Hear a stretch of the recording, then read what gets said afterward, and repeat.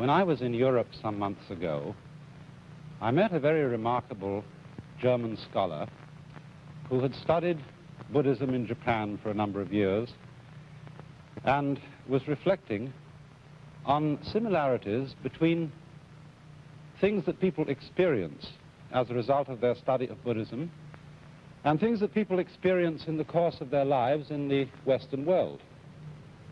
And he made a very interesting remark to me about experiences that had happened to various people during the calamities of the war. He said that there were three particular kind of instances which he had come across where people had found themselves in desperate situations.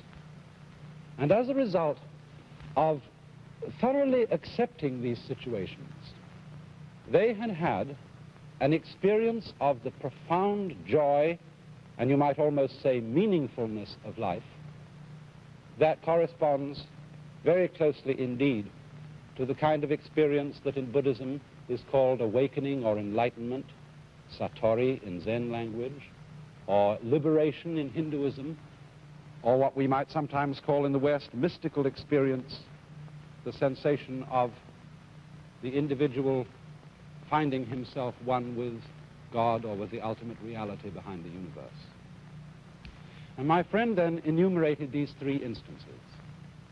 He said there were the cases where a person heard a bomb coming at them, and they heard the shriek of the bomb descending, and they were quite sure that this was their last moment. This was the end. They accepted it completely. They gave in to their own obliteration. But the bomb turned out to be a dud, or it missed and went somewhere else, and they survived. The second kind of instance was where people were prisoners of war or shut up in concentration camps and had come to the point of believing that they would never, never, never be released. They were in a state of complete despair. But again, they saw there was nothing to do except give into it, accept it completely to the point you might almost say of affirming it. And the same thing happened.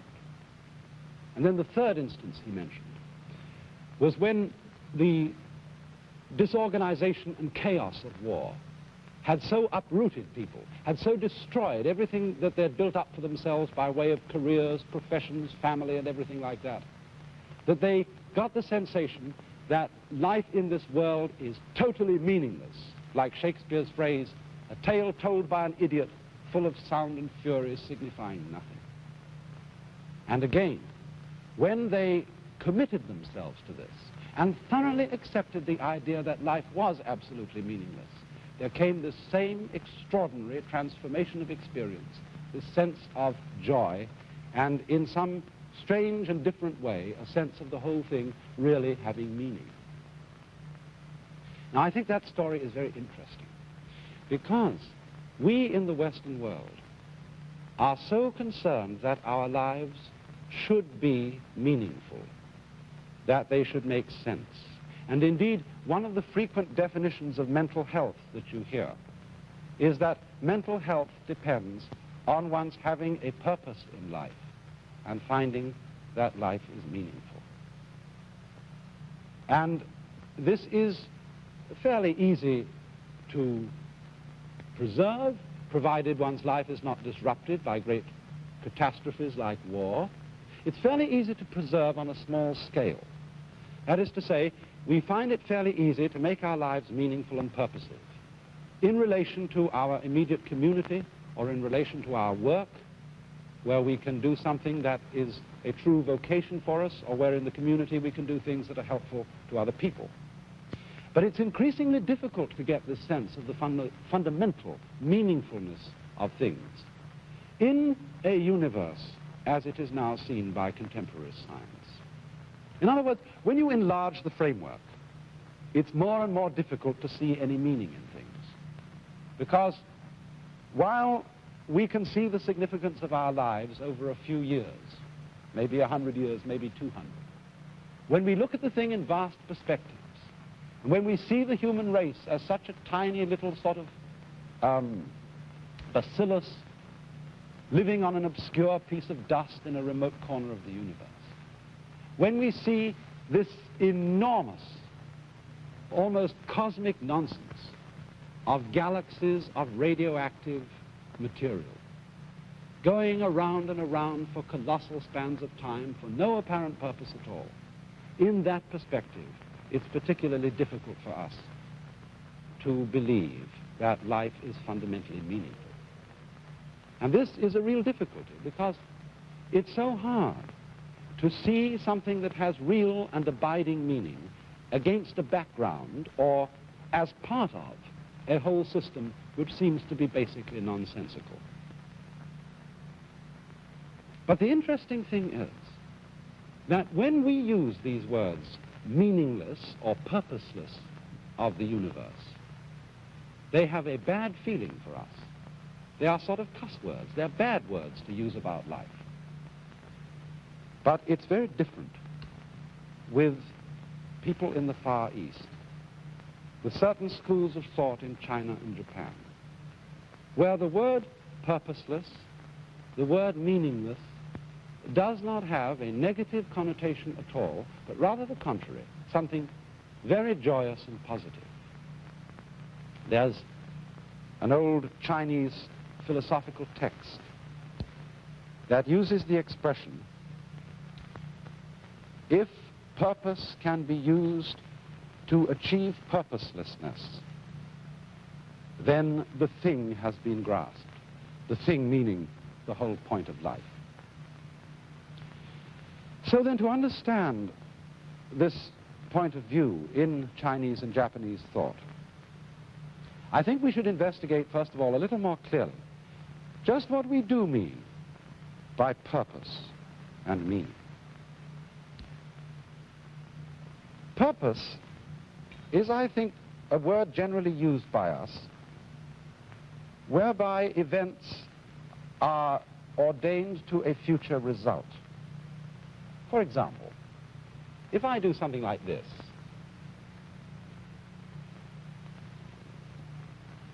just doing that alone doesn't appear to have very much purpose. But if after I have done that, in the future, I do this,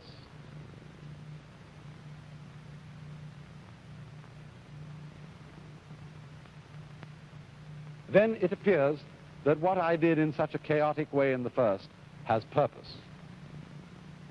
So purpose is acts acquiring a meaning in terms of a future to which they are leading. We say, I have a purpose when I am going down to the store in order to buy groceries.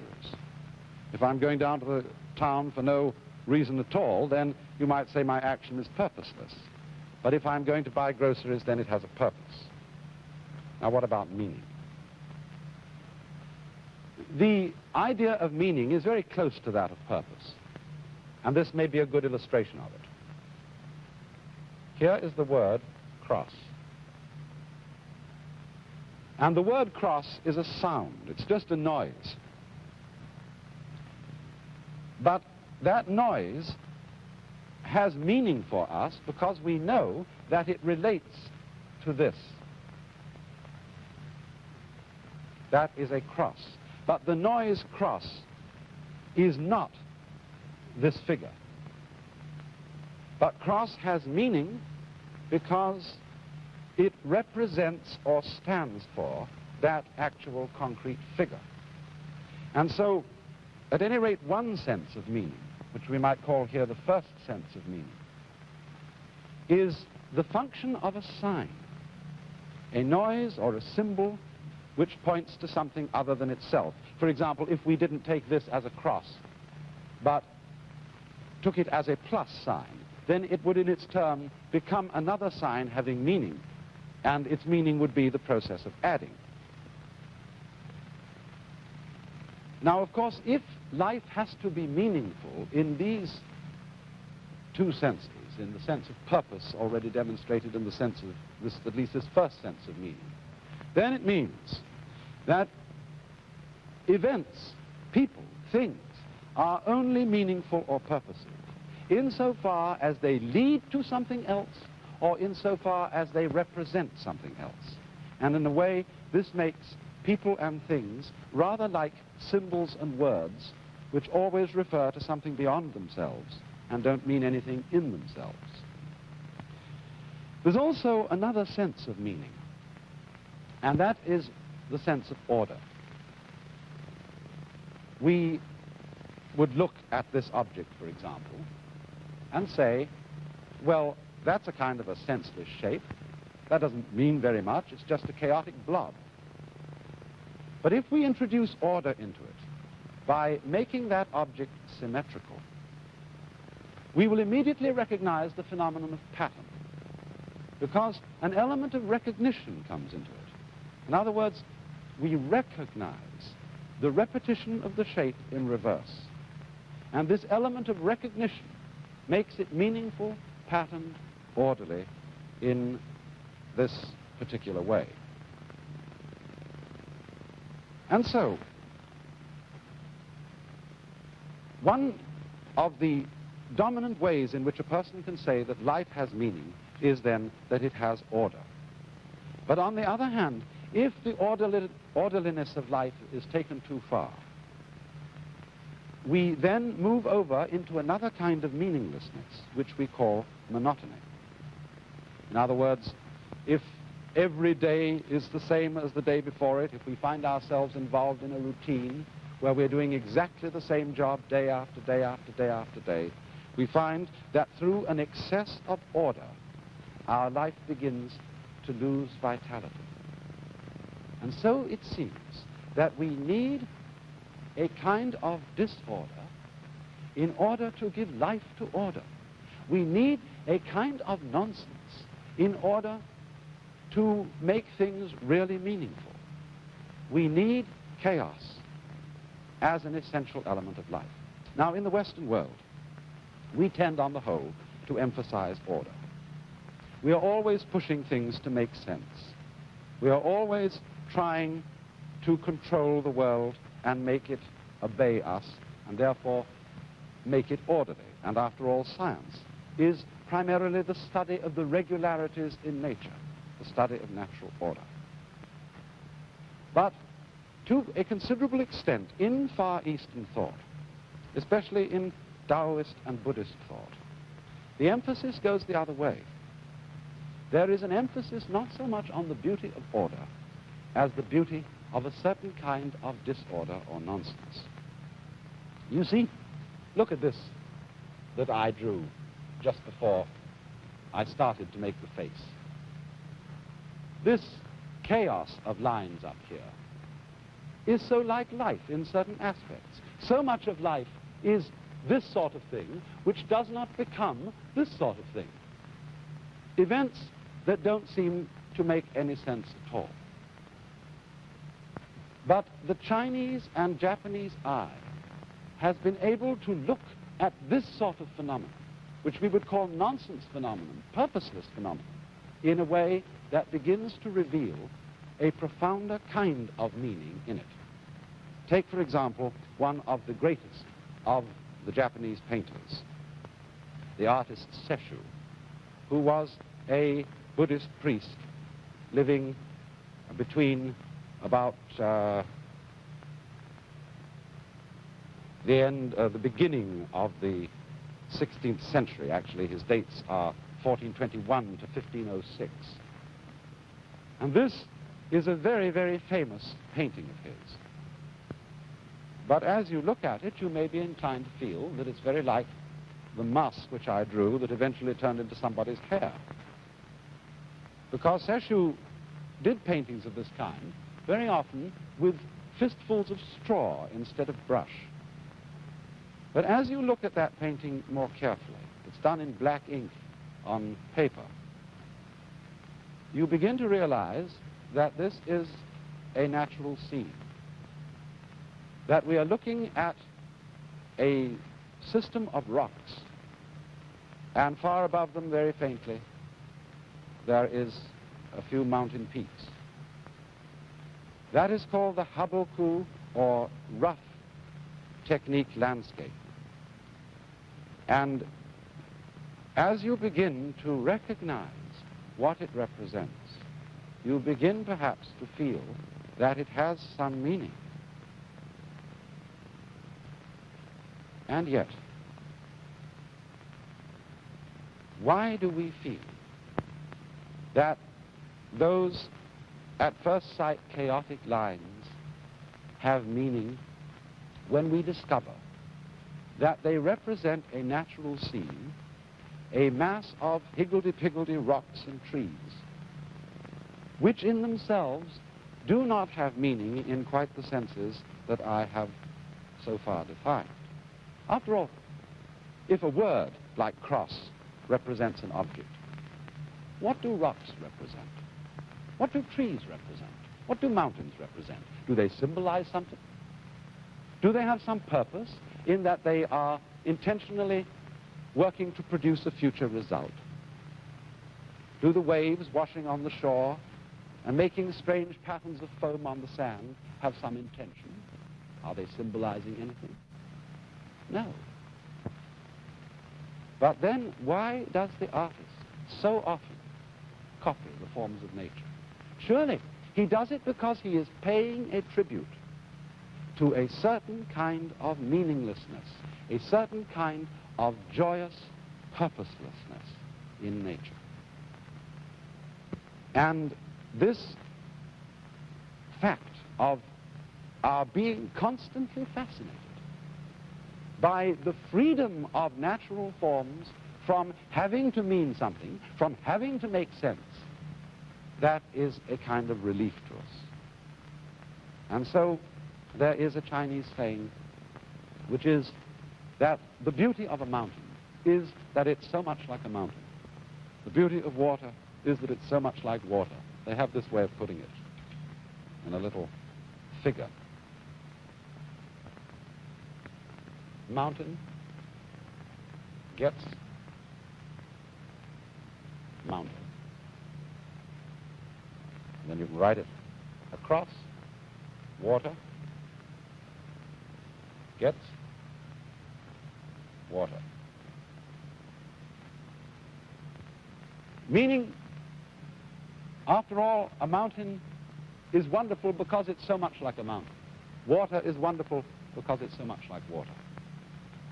And thus it is the quality of the whimsical waywardness, shall we say the wandering quality, the undesigned quality in all these things that pleases us in so marvelous a way. And this has been picked up by the artists of the Far East. You know, after all, wandering, doing something with no particular purpose, just strolling down the street looking at the sky, or sitting and twiddling your thumbs, this in a way is always an expression of fullness, of profound content. And there's a kind of prejudice against wandering in our world. What happens if you go out in a big city nowadays and you're just wandering, you're going nowhere, and a cop stops you? Where are you going? Well, I wasn't going anywhere. Ah, don't tell me that.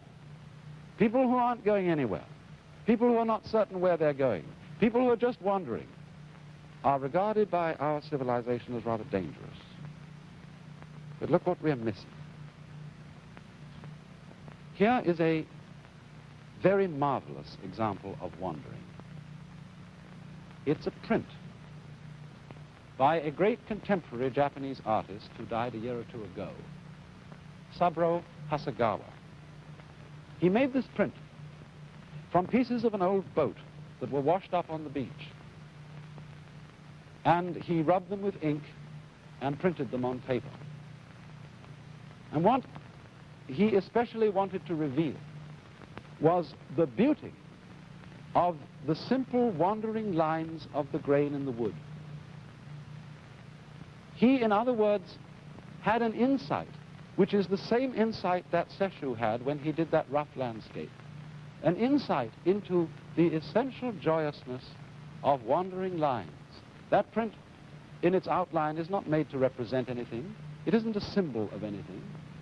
It's just for one to look at and enjoy for itself with no purpose whatsoever beyond it. One also finds a similar kind of thing in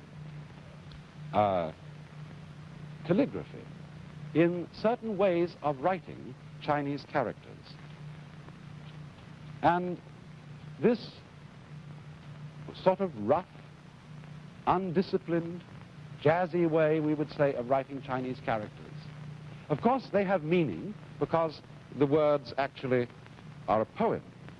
But what is especially attractive to connoisseurs of fine writing is not only the meaning of the poem, but the character in the strokes, the vitality, all those little hairlines of the brush dancing on paper in what appears to be a kind of haphazard tracking of the brush.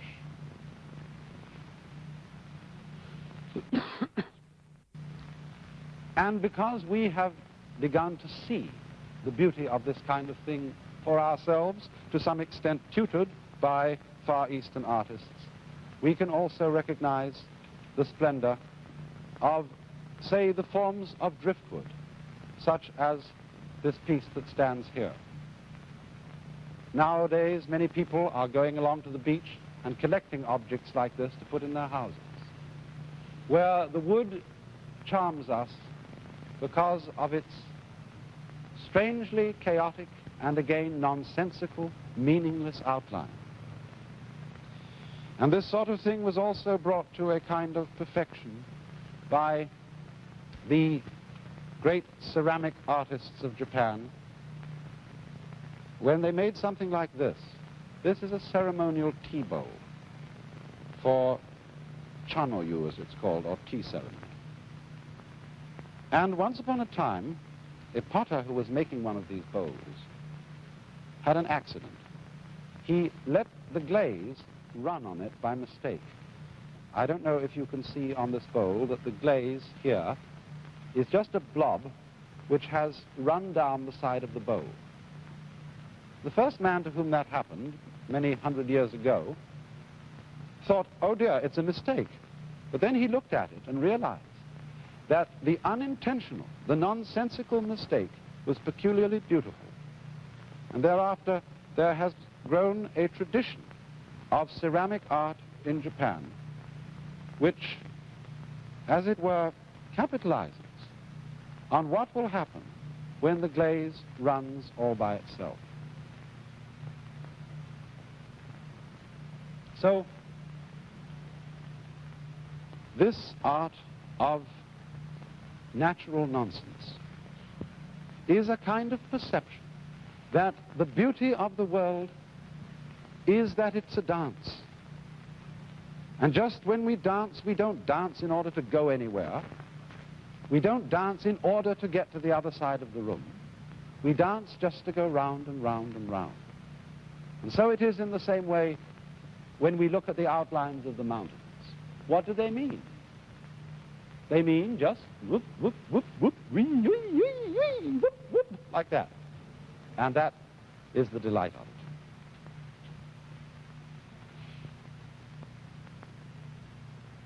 In other words, this